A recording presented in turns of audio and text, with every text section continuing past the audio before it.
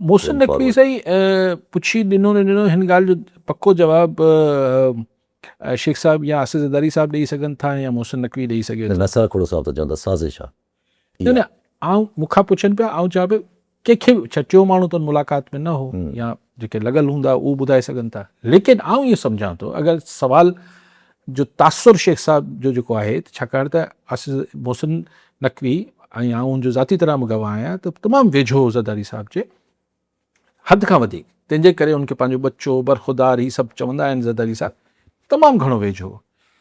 But power game अहिड़ी शइ आहे साईं, जॾहिं माण्हू वधंदो वेंदो आहे त पोइ शयुनि खे छॾींदो वेंदो आहे, पोइ जेसि ताईं ज़रूरत हूंदी आहे, छाकाणि त हू पंहिंजी को बि माण्हू पंहिंजी तरक़ी लाइ पंहिंजा पुराणा वास्ता ज़रूरी न आहे त साॻिया रखे।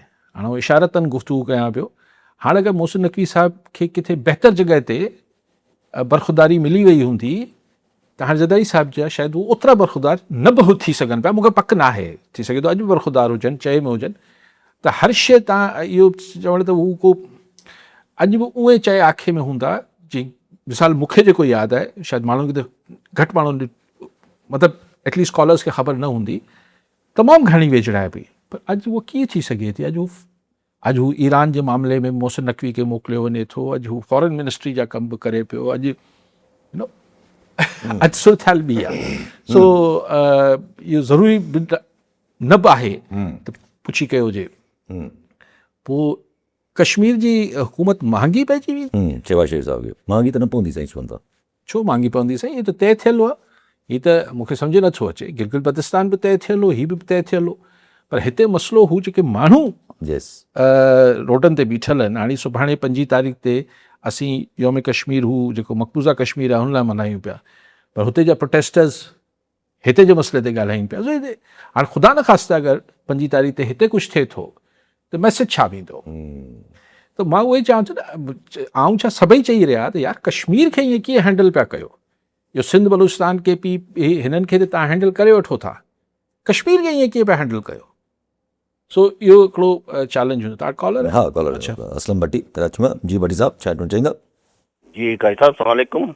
वान साहब असल में तव्हांजो प्रोग्राम जो वॾो इंतज़ारु थींदो आहे, माशाअल्लाह सॼी रोशनी हर कंहिं ॻाल्हि ते थी वञे थी। अॼुकल्ह बहस हले पियो मोहसिन नकवी जे बयान ते। मोहसिन नकवी कंहिंजो माण्हू आहे सॼी दुनिया खे ख़बर आहे, तव्हांखे असांखे सभिनी खे ख़बर आहे। जीअं तव्हां चयो त सूबा जेके आहिनि उहो मुल्क जेको आहे उन सूबनि मुल्क ठाहियो आहे, त मुल्क जो आहे न सूबनि खे नथो टोड़े सघे। त मूंखां इहो पुछिणो हो त जेकॾहिं पंजाब एतिरो वॾो सूबो आहे, असांखे ख़बर आहे त पाकिस्तान जे पोयां सभिनी खां वॾो पंजाब सूबो आहे, बैकबोन आहे पाकिस्तान जो पंजाब जो बैकबोन आहे फ़ौज, ऐं जेकॾहिं इन्हनि खे डिवाइड करे छॾिजो त कमज़ोर केरु थींदो, तव्हां अंदाज़ो करे ॿुधाए सघो था? Thank U. जी टी ॻाल्हि शेख साहब कई त छा पीपल्स पार्टी मिली करे अपोज़िशन सां, साईं ॾिसो उहो अॼु चयो वियो, शजील में प्रेस कॉन्फ्रेंस कई त हुन इहो चयो त भई उल्टी गिनती शुरू हो गई है हुकूमत की, ऐं इहो वफ़ाक़ी हुकूमत जी माना जेको बिलावल भुट्टो ज़रदारी बि हिकिड़ो जलसे में चयो, उहो ॻाल्हि चयूं त हाणे शुरू थी वई आहे, ऐं चई त इहो असांखे न ॿुधाईं त नंबर गेम में नवाज़ लीग खे पीपल्स पार्टी जी ज़रूरत न आहे, इहो शजील मेमन चयो अॼु। ऐं चई त जॾहिं पीपल्स पार्टी कुझु करण ते अचे थी ऐं पोइ चई त इमरान ख़ान वारी हुकूमत में बि त नंबर गेम पूरो हो न एम के।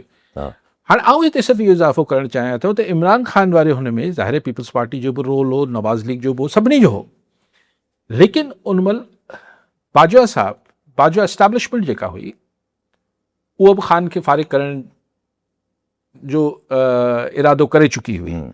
छा हींअर अहिड़ी का सिचुएशन आहे छा? हाणे इहा मूंखे ख़बर न आहे। मोहसिन नकवी साहब चवनि था थाना सॼो सिस्टम वेझी वियो आहे। सॼो सिस्टम वेझी वियो आहे न हिन में।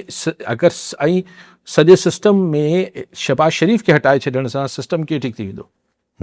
मोहसिन नकवी जे अगरि तव्हां थ्योरी ते हलो पिया, उहे त ज़ाहिर आहे हीउ हिकिड़ो बार आहे, हीउ सिस्टम हाणे ख़ुदि सघारी कुवतनि जे कुल्हनि ते जेको हाणे अजायो बार आहे उहो हाणे खणणु नथा चाहिनि। जेको थियणो हो अल्टीमेटली इहो ई थियणो हो त इहो सिस्टम बार बणिजी चुको आहे, जीअं इमरान ख़ान बार बणिजी चुको बाजवा एस्टैब्लिशमेंट ते, ईअं ई हाणे बार बणिजी चुका आहिनि हीउ जेको प्रेज़ेंट सेटअप आहे। पर छा हिन महिल ई हटाइबो न हटाइबो या हिते आउं अचां थो ॻाल्हि ते, लेकिन बाक़ी त भट्टी साहिब ॻाल्हि कई न, हुन खां पोइ सत्तार ज़ंगीर साहिबु ॻाल्हि कई, कराची जेको आहे उहो वफ़ाक़ जे हवाले करण वारी, इहो कहिड़ो तुक आहे जॾहिं सिंध में वाज़े उन्हनि जो सेंस इहो हो त ज़ंगीर साहिब जो त ही जेको आहे आज़ादु सभु ठहियल बि आहिनि पाण में, सभु कुझु आहे, त पोइ ही छा मतिलबु ही किथे ईअं शोशो त न आहे। ज़ंगीर साहिबु उहो नंढे हूंदे खां पाण सभिनी करोड़े माण्हुनि इहे कहाणी ॿुधी त शेर आया वारी न, त पोइ हिकिड़ो ॾींहुं शेर वाक़ई में अची वियो। हाणे इहा ॻाल्हि ठीकु आहे, सिंध में हिकिड़ो ख़्यालु इहो बि आहे दानिशरनि में हिन में हुन में त बाबा ही हर दफ़े ईअं शोशो छॾीनि था त सूबा ठाहींदासीं, तंहिंजे करे ऐं पोइ वरी कुझु ॿियो मंझराए ऐं हिन तां हथु खणी वेंदा आहिनि, इहो शोशो उनखे करार कुझु माण्हू ॾियनि पिया, कुझु हल्का। ऐं सम्झां थो त शेर आया वारी ॻाल्हि में सिर्फ़ु इहो आहे त सिंध जे माण्हुनि खे त हर दफ़े शेर ते गौर करणु खपे, पोइ चाहे उहो शोशो हुजे, छाकाणि त इहो बि इंतज़ारु थिए पियो त कॾहिं ही रड़ियूं करणु बंदि कंदा।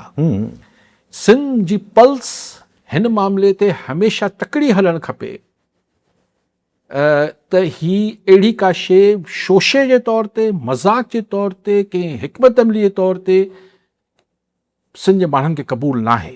सो हिन में इहो इंतज़ारु इहो बारीकी वेही न सोचिजे त हीउ शोशो आहे, कुझु बि आहे, पर छाकाणि त मोहसिन नक़वी जे लेवल ते अचे पियो, जेसि ताईं ही ख़ालिद मक़बूल टाइप माण्हू ॻाल्हि कनि था उहो ख़ैरु आहे, ऐसा मुराद ठीकु आहे, उनखे त जेको मतिलबु हुन मां को एॾी ग़लती न, पर ही जॾहिं बि अहिड़े लेवल ते शइ थिए त सिंध जे माण्हुनि खे रिएक्ट करणु खपे, सेंसिटाइज़ रहणु खपे हिन मामले ते।